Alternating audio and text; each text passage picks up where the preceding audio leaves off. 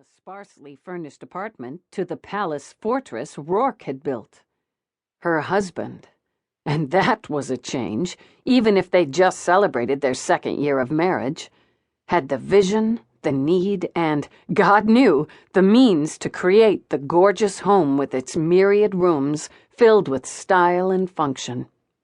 Here the grass was rich summer green, the trees and flowers plentiful. Here was peace and warmth and welcome. And she needed them.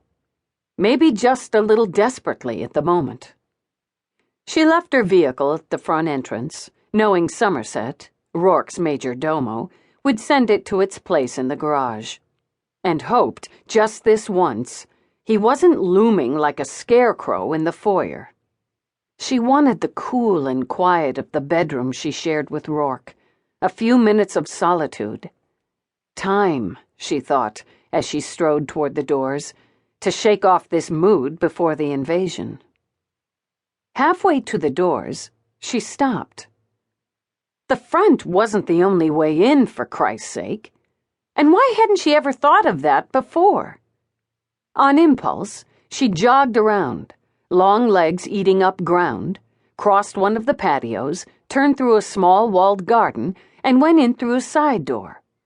Into a parlor or sitting room or morning room, who knew, she thought with a roll of tired brown eyes, and made her way as sneakily as the street thief across the hallway, down and into the more familiar territory of the game room, where she knew the lay of the land. She called the elevator, and considered it a small personal victory when the doors shut her in. "Master bedroom," she ordered, and then just leaned back against the wall, shut her eyes, while the unit navigated its way. When she stepped into the bedroom, she raked a hand through her messy cap of brown hair, stripped the jacket off her lanky frame, and tossed it at the handiest chair. She stepped onto the platform and sat on the side of the lake-sized bed. If she'd believed she could escape into sleep, she'd have stretched out. But there was too much in her head, in her belly, for rest. So she simply sat. Veteran cop, homicide lieutenant who'd walked through blood and death more times than she could count, and mourned a little. Rourke found her there. He could gauge her state of mind by the slump of her shoulders, by the way she sat, staring out the window. He walked to her, sat beside her, took her hand. "I should have gone with you." She shook her head, but leaned against him. "No place for civilians in interview, and nothing you could have done anyway if I'd stretched it and brought you in as expert consultant. I had him cold and cut through his battalion of expensive lawyers like a fucking machete. I thought the PA was going to kiss me on the mouth." He brought the hand he held to his lips. "And still you're sad." She closed her eyes, comforted a little by the solidity of him beside her, by that whisper of Ireland in his voice, even by the scent so uniquely him. Not sad, or I don't know what the hell I am. I should be buzzed.